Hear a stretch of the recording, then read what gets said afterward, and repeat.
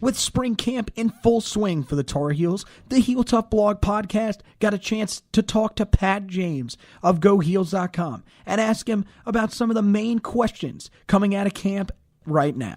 Yeah, just start by telling us a little bit. I know you just got back in. You're now starting to cover football a little bit from the tournament. I know it's not football focused, but just how was that experience being able to cover the Tar Heels in the tournament? It's definitely been wild. I think this is the third year that I've covered UNC in the tournament, at least in some capacity. And it was definitely kind of a weird feeling, especially you go into the past 2 years, and when UNC's reached the national championship, this is the final game, and so it's a little weird when kind of all of a sudden you don't really know when to expect the final game to be, and it happens the way it did on Sunday. It was definitely a little bit odd. It was definitely just kind of a weird feeling just around those 3 or 4 days, really in particular. But kind of turned around real quick. Got football. I think second availability of the spring is going to be on Thursday here, and then we got baseball going on, and so definitely be over there at the Bosch a little bit over here over the next few weeks and everything. Yeah. So. I know they got back to practice yesterday. I know you've probably been out there. What's the overall mood really around the team following that 3-9 season? I think that there is as you would expect, a lot of hunger. I mean, and I think you did kind of see that, toward the end of the season. I think there's been a lot of stability there just in terms of, everybody's the way everything just kind of snowballed there early on. I feel like that really did hang with everybody, from really pretty much the end of November, from the beginning of November up until this point. And, so there's a lot of, people who, are ready to turn this around. Fedora, when he spoke with the media last, which was about 2 weeks ago, I think it was, he said, at the end of the season, they went and they really kind of evaluated, like they do pretty much at the end of every year, what can we do differently this year? That went from, how they put the pads on in the locker room, pretty extensive, look, just what needs to be changed, where we can kind of turn this thing around. So right. I think there is a lot of, search for answers, kind of at this point. Yeah. Definitely, the search for answers, I think, has to begin with that quarterback battle that apparently we're going to go through again this year. Mm-hmm. Right now, who is the guy right now that is taking the bulk of the number one snaps? And who is really involved? I'm pretty sure that most people think it's like a 4-guy race with the 2 returning guys in Elliott and Surratt, and then Rudder and Fortin coming in. Is it really those guys, or does it maybe there's less guys involved? Maybe there's more guys involved. Fedora has said that it's pretty much those 4 guys in general who are competing for snaps. If you're asked for my personal opinion, I think when it all comes down to it, it'll probably be between Elliott and Surratt. That's just a guess, but that's what I would foresee. And at this point, I'm very early. This is just me, my own thoughts. I would say Elliott at this point, just because of what he did with his team, the leadership he's provided so far. I think that's something that was really obvious from the get-go last August. Is just, the leadership that he has, just those traits. It's something that I think that this team in particular really needs, especially, coming off the season that they had last year. You need that guy who can step up and be that voice, be kind of, provide that sense of stability that I think this program really needs at this point. Right, yeah, and I think, one guy to keep an eye on, I think, is Jace Rudder, because I've heard some good things about him, and, that I've seen his tape. I think he's definitely got a little bit of an it factor that could definitely work to his advantage in camp if he can get enough reps. So another area, we're going to have a lot of turnover on the offensive line. They must replace 4 of the 5 starters. Is there anyone right now that seems to be sort of emerging down there? I wouldn't really say anyone in particular at this point, but I think the offensive line in general is a position area that I personally have a lot of interest in this spring. As a lot of people do. You mentioned you lose 4 or 5 stars there, but because of just the injuries that happened along that line last season. You had so many guys who did kind of get, at least some snaps in game. And I think, a guy who I really was impressed by when he was in there last year was J.J. McCargo. Right, yeah. Oh, yeah. And I'm really interested to see how he can continue to develop off of that. And he also, You have J.J. McCargo coming back. Nick Polino got in there last year, had some good time when he was in there. I mean, and obviously, I haven't really been able to see him much this spring, but William Sweet is back. He's healthy.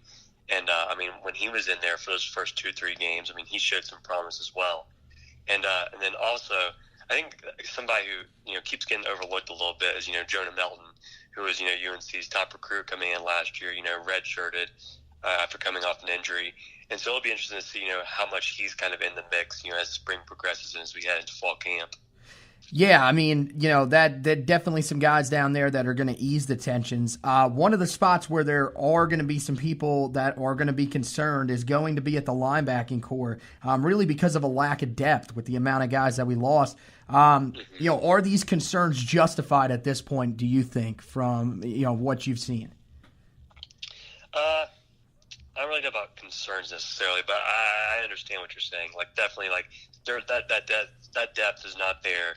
And we saw how, when Andre Smith went down, there was a little bit more struggles there last year. I do personally like Jonathan Smith a lot as a junior. Right. And obviously, I think the big guy who everybody's going to be watching this year especially is going to be Cole Holcomb. Kind of see, if he can kind of, not that he necessarily had a major down year last year, but definitely wasn't the same sort of type of production that he had, there as a sophomore. So I think a lot of eyes will be on him.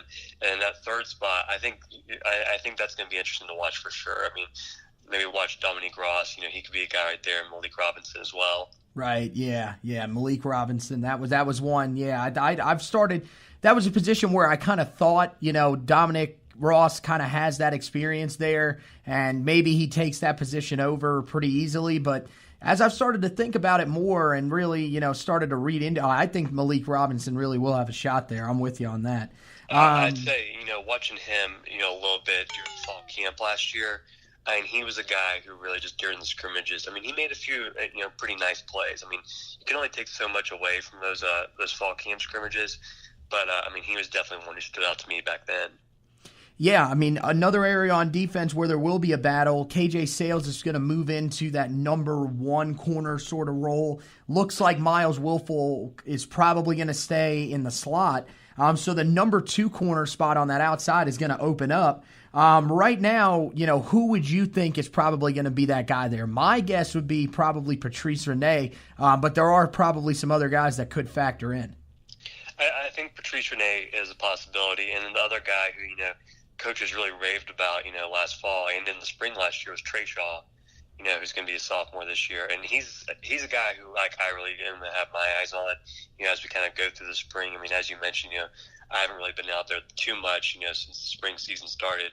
But once I get out there, I mean, I think he's the one guy who I'm really going to be watching the most to see how he's continuing to develop and everything. And, and also another guy, I know a lot of fans kind of have certain feelings toward him is Corey Bell, who he's shown some flashes here and there in the past, and with him being a senior, I'd be interested to see what type of role he has in the secondary this year. Yeah, I mean, Corey Bell, I know what you're talking about, and I've been a guy that's kind of been a little lower on him than maybe some. The thing is, like, when you watch him, he's so hit and miss. And when I mean hit and miss, it's like either big hit where he is able to knock the ball away or at least do something, or he's just getting absolutely burned. He had some trouble against Cal last year that I think people are, kind of frustrated with. But yeah, I mean, if he could step into that role, I don't think any of us are going to be, freaking out. We definitely need someone there. So, I mean, the defense, they lost a ton of vocal leaders from last year. Are there any guys really that you see possibly stepping into those roles right now, as of right now? I think the first guy, I mean, just in terms of, taking on more of a leadership role, I mean, you have Cole Holcomb still there, and I think that, he'll continue to provide, some of that. But I think the one guy who really comes to mind for me is Jonathan Smith.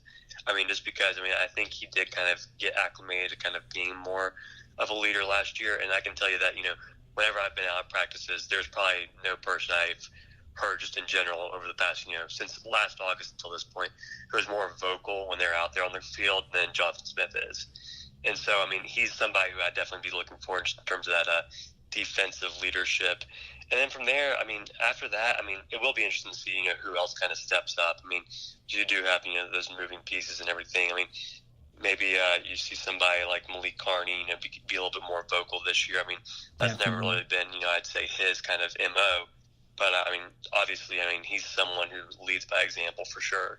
Yeah, one that I would definitely keep an eye on in the secondary would be J.K. Britt. I think he has some of that leadership-type qualities, and we kind of saw it a little bit last year when Donnie Miles went down, and that secondary was kind of looking for a guy to step up, besides maybe M.J. Stewart. M.J. Stewart, I feel, was kind of more of a lead-by-example type of guy. He wasn't really that extremely vocal type player. But, yeah, it will definitely be interesting. With the influx of the new coaches on the staff, do you think that, the players are adjusting well so far? What's the mindset you get kind of from the players with the new guys that are there? I haven't actually been able to talk with any of the players yet, but what was funny is that when Fedora did talk with the media a few weeks ago, someone asked him just, about having the younger guys out there and everything, and he said, they keep me young, which is, it's kind of funny. But, I think you saw that some. The one guy who I always think about, going back to a few years ago, was when Trey Scott was here coaching the defensive line. And, he was somebody who, you could really kind of see, the defensive line guys, with him being, I can't remember exactly how old he was when he was here before he left. But, with him being so young, he was always out there, getting, into the drills with them. Participating with them, more so than obviously, some of the older guys who were on the coaching staff. And I think that brought a lot of energy to that unit. And it'll be interesting to see, how that continues. Obviously today, UNC announced the hiring of Harper Gillespie as the new running back coach. I think it'll be interesting to see, what sort of, dynamic he brings to that group, that especially, has some room to continue to develop, after showing some flashes last year between Jordan Brown and Michael Carter. Right, yeah. I'm definitely going to be interested to see. And, from what I've heard, he's a great recruiter, so that could definitely help us as well. Last thing, we've just talked about the new coaches. Now what about the new players? Who are the freshmen that you think, really so far, or maybe that will start to show themselves as camp goes on, that could emerge and have a bit of an impact this year? Yeah, I think it all kind of starts out, I think a lot of people would expect this to be the case. It starts with Jordan Adams. I'm really excited to see, how he continues to develop, and also De'Ami Brown. And those two guys, just in general, are, the two guys who I think I'm going to have most of my eyes on. And then from there, I think, as you mentioned, Reuter, he definitely, has shown, just that sort of athleticism that will kind of be interesting to see, how that translates, from high school football in Kansas, to this level. I think so. I think those are the three main guys that I'm going to be watching, as kind of as we head, toward the fall.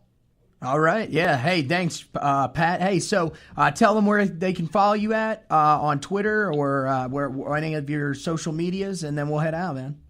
Yeah, you can follow me on Twitter at PatJames24, at PatJames24.